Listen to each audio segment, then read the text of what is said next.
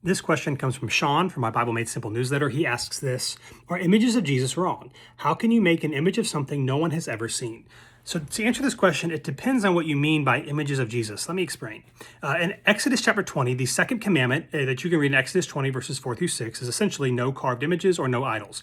That we are not supposed to create God in or any sort of human-made image or idol, because nothing we can create can accurately depict who God is, and God has not revealed himself to us in that way.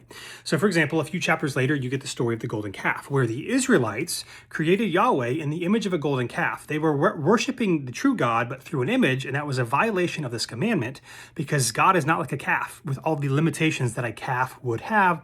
It's a violation. So here's the thing.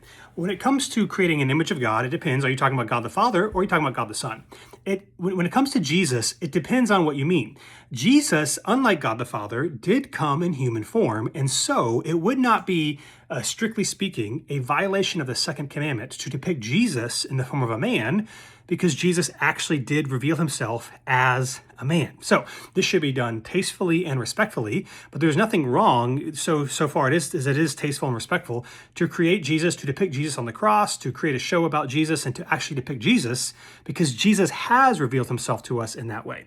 Let me give you maybe a practical distinction, though, of where this can really, how this actually plays out in real life.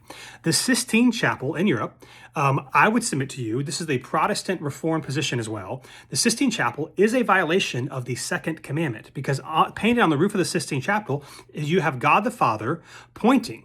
God the Father is depicted as an old man on the roof of the Sistine Chapel. Now, some Catholics will push back and talk about how in Exodus and other places, the Israelites were supposed to depict the cherubim, but the cherubim were not God himself. Now, of course, Catholics and other people who go into the Sistine Chapel are not worshiping God the Father, who was painted on the roof as a ceiling, as God himself, but it still gives you a mental image that is incorrect. When you see a depiction of an old white man with a beard, you begin to think things that you would attribute to an old white man that you would not attribute to God himself. And so I would submit to you that actually is a violation of the second commandment, because it is depicting God the Father as a human being. So back to the question, are images of Jesus wrong? In and of themselves, they are not wrong.